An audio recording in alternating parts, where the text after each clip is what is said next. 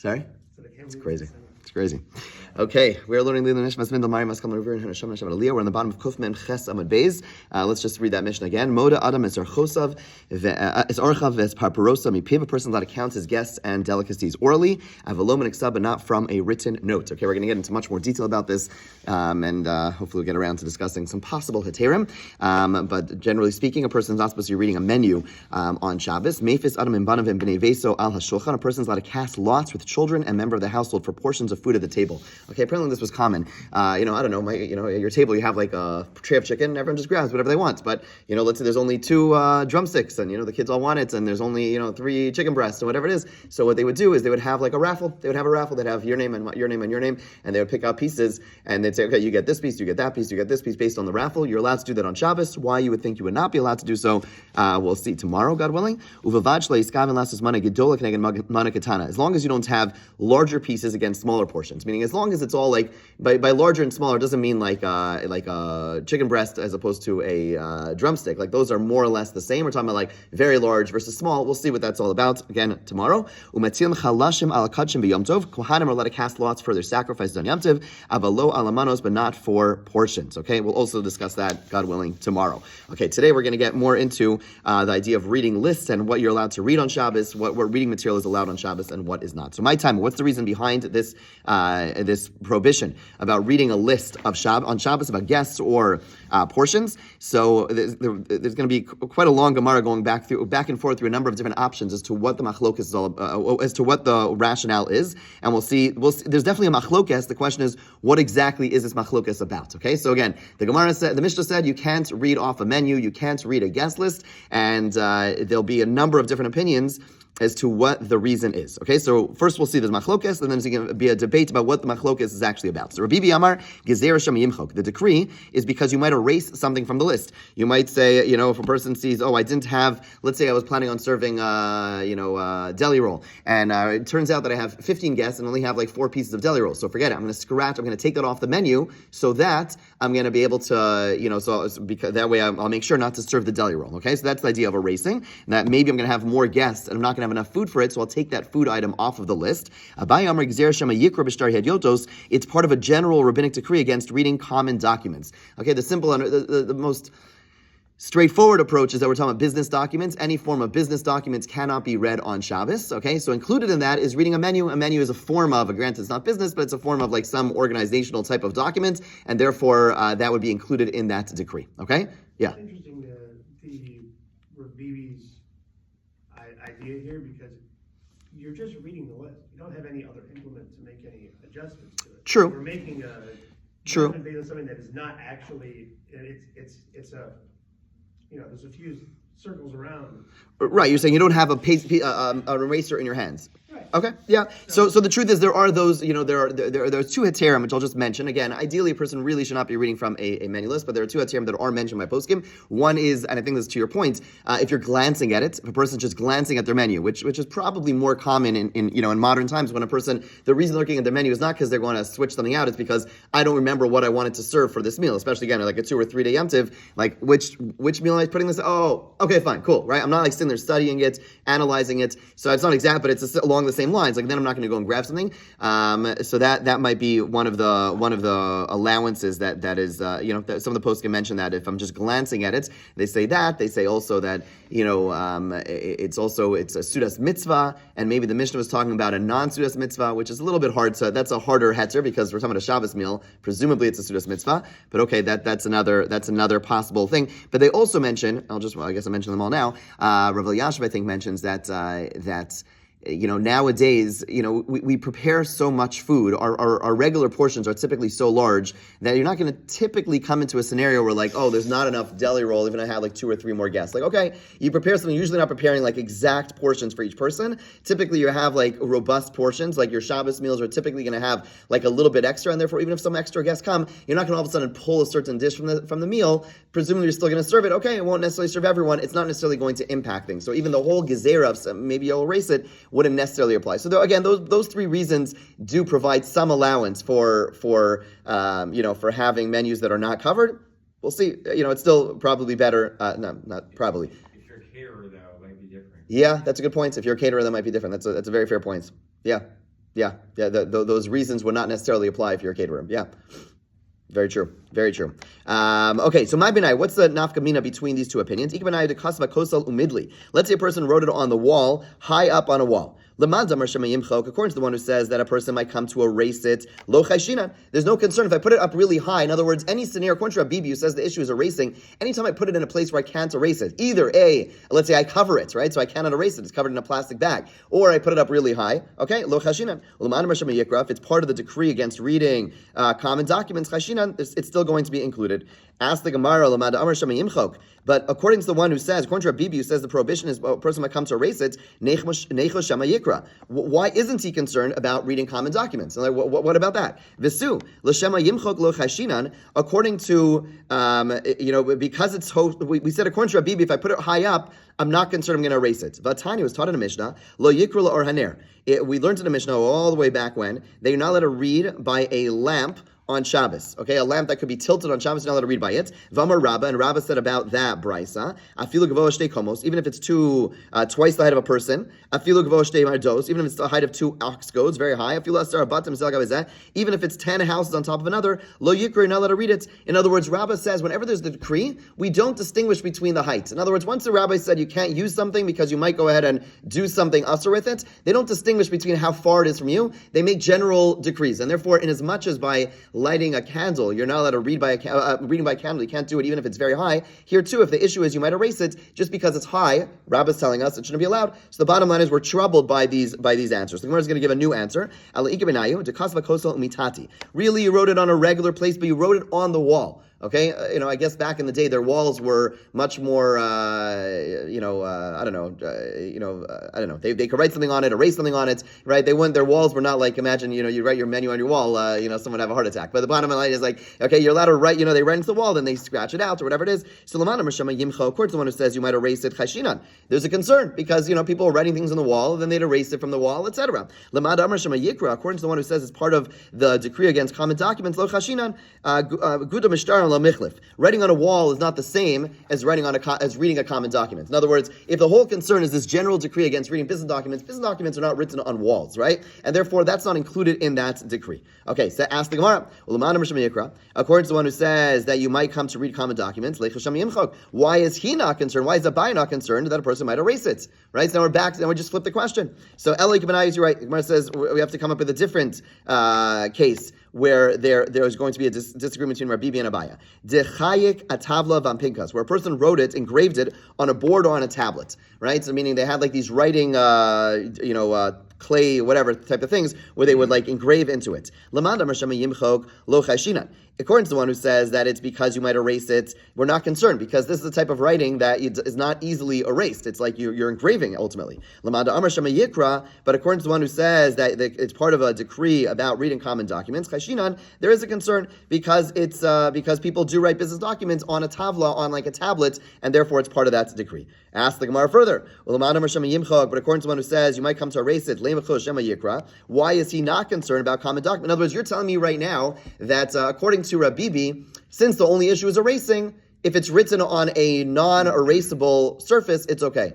Why is he not concerned about reading common documents? And common documents were written on these types of tablets, right? And if you want to tell me that boards or tablets are not going to be confused with the documents, that's not true. Vatanya was taught in a brisa. Mona adam kama mibifnei mekama b'chutz. A person's allowed to count his guests and see and start to distinguish between which guests he wants inside and which guests outside. Right? Keep in mind their houses were quite small, and so sometimes what they would do is they have a big meal, and the weather's typically a lot nicer in Bavel than it is over here. So what they're going to do, aside from like civil wars and stuff, but the bottom line is they would go ahead and put some people inside, some people outside, and that would be fine, right?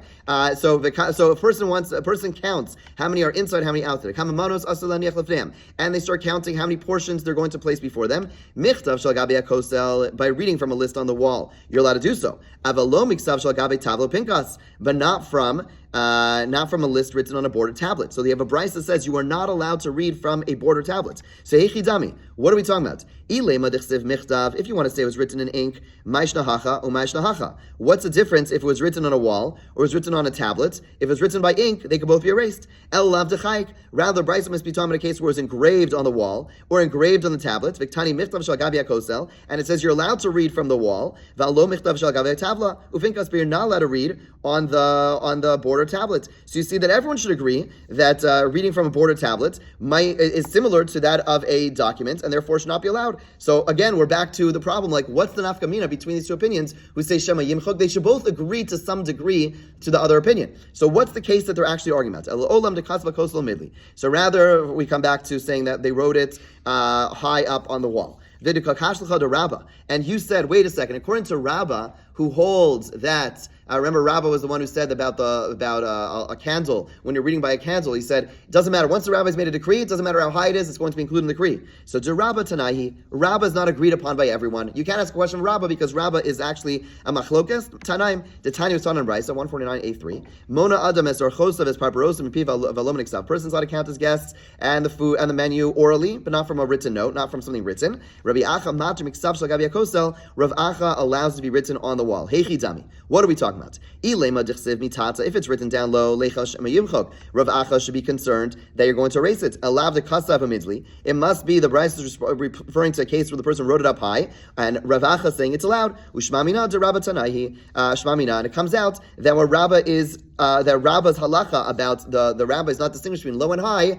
is machlokas tanaim. Rav Acha saying it's allowed, and Rabbah saying it's not allowed, and this is machlokas tanaim, and this is the machlokas between Rabibi and Abaye. In other words, now we've concluded that that what Rabibi and Abaye are arguing about, they both agree there's a general decree against reading business documents. They both agree there's a concern of erasing. What they're arguing about is, even though there's a decree about erasing, what if I put it up high? Do we include up high in the decree of erasing? Granted, I can't reach it easily. I might have to take two ladders, but the bottom line is, if there's a decree, there's a decree. Or do we say that no, if I can't reach it, then it's allowed? So Rabibi, who says, right, that the issue is Shema Yimchok, is going to say that if it's up high, then I'm going to be allowed to do so because it's not included in the decree. And Abaye, who also agrees there's a concern of erasing, says that if it's up high, it's still going to be problematic.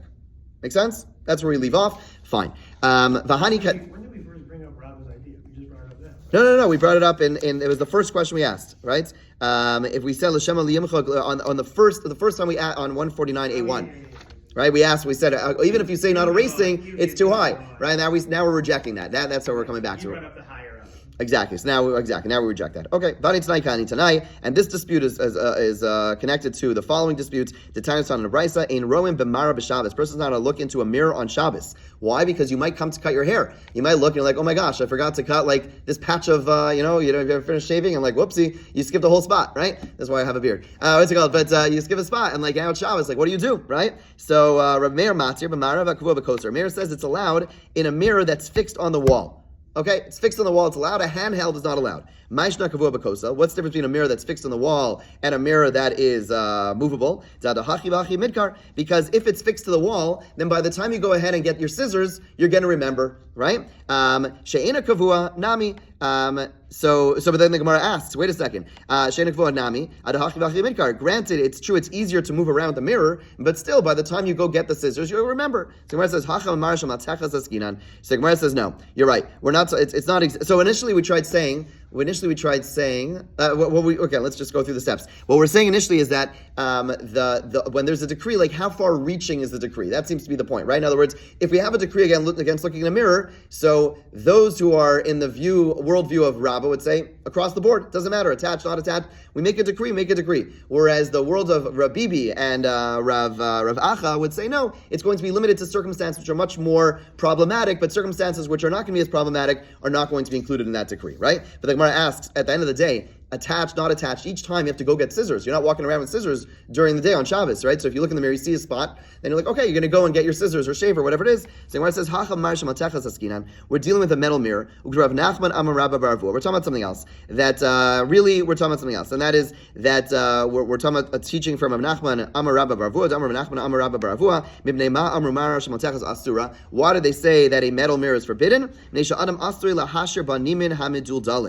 a person may go ahead and remove straggling hairs with the mirror itself. Okay, so what we're saying now is that it's not that you're going to go and get scissors. It's that metal mirrors had a double function. They were sharp at the edge, and basically you'd use the mirror, you say, oh, whoops, and then you go like this. You start scratching yourself. It sounds bizarre, but that's what they would do. The mirror had a double function. You could see it, and then you could use it, and you would be able to go back and forth, and that would be, that's going to be included. So let's go back to the Amazon sell those kind of mirrors?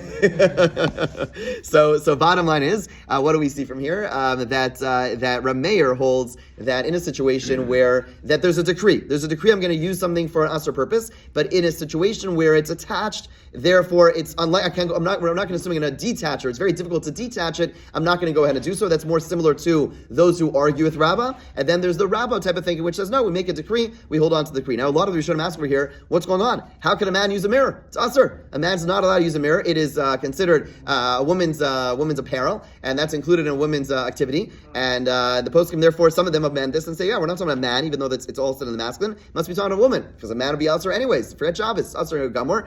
So the other, later poskim come out, the other Rishonim and poskim come out and say, in a place where it's common for men to use mirrors, then it's not, the whole notion of beged isha is something which fluctuates with time and surroundings, right? So it's going to be basically subjective. Like for a big discussion, remember, was like eyebrow hair, like unibrow. So I think historically it was probably much less common for men to cut that hair, but I think at some point it became much more common for men to cut eyebrow hair, and therefore it loses its status as being beged isha, right? So there is some subjectivity around it. If you live in a location and a time and place where these things become normal, then and it's seen as like a man-like thing, meaning we're not allowed to halachically they're not allowed to cross-dress, but halachically if it's seen as like a male, if it's now seen as a male type of activity, then it would be allowed. A kilt, yeah. If you live in Scotland, you're allowed to wear kilts, right? Exactly. Tan Rabbanan. Ksav hamahalech tachas satsura b'tachas had yuknaos. Writing, like a caption, that's under a picture or under a tableau. In other words, let's say you have a picture and there is inscription on the bottom of it, okay? Right? So meaning you go outside over here or over here and you see a picture, and on the bottom, whatever there's, not this one. You go outside, there's a picture of Rabbi Leibowitz and there's an inscription on the bottom. Someone just pointed out the inscription yesterday and pointed out it doesn't actually have his name on the bottom. So actually no one knows what it is. That picture over there is Rabbi Leibowitz, in case you were wondering. But if you're allowed to read that writing, you're allowed to read that writing in general, as we're about to see. Also, the Kroos b'Shabbos, you can't read it on Shabbos, okay, because it's too similar to Shtari Hadyotos. Fascinating, right? Udiyokana atzma, but the pictures itself, apechol asur listakaba. You can't even look at it during the week. Mishum shenemra al tifnu el alilim. Do not turn to idols. My Talmuda. Where do you see that? Amrav Chanin al tifnu el midaitzchem. Do not turn to that which comes from your minds. In other words, things which you imagine. Okay, so there's a big discussion. So two things. Let's just summarize. One, we just over here. Are you allowed to look at art? Are you allowed to look at? Let's start with Christian art. Are you allowed to look at art which is non-Jewish art? So big machlokas. There are those who say based on a Gemara like this, no way, absolutely not. There are those who say you're allowed to look at it more casually, but to sit there and gaze and to really pay attention to it would be asur, which makes many museums are very tricky because it's usually a mix. Any older art is usually a mix of either overt Christian arts and not, and so there would be there are definitely those who have issue with based on this Gemara, simple read of this Gemara, that doing so would be asur. Okay, there are more lenient opinions. There are those who take this Gemara to say you can't do any imaging. Looking at any images, going to any art museum, forget Christian art or pagan art, whatever, going to any museum, looking at any arts would be asur. Okay, big discussion beyond our scope of our conversation. But another thing we just have to wrap up, and that is Shtari Hadyotos, right? This whole discussion was around you can't read official. I kept on translating Shtari Hadyotos as official documents. That is one read. The Rambam is of the opinion that any secular document is included Shtari Hadyotos. Shtari Hadyotos means the opposite of shtar of kodesh, of a holy document. According to the Rambam and Sfardim, it is forbidden to read anything which is not a Jewish document on Jewish reading material on Shabbos. The Rama comes out saying that it's permitted to read secular works on Shabbos. He says ideally we should avoid this, but bottom line is that he read Shtari Hadyotos. I was translating it, meaning like business documents that everyone agrees is forbidden. By the way, which means including reading advertisements, right? Which your typical magazine, even your From Me magazine, has like a trillion advertisements. You're really supposed to be skipping those advertisements. Certainly, if you're looking at them for business purposes, if you're looking at them to just for fun, whatever. But really, anything that relates to business should not be read on Shabbos. That would be l'kuli alma according to everyone. But according to Ashkenazim, you'd be allowed to read secular books. Although again, the Ramah says ideally not. And maybe we'll come back to a discussion about art some other time. Have a great day.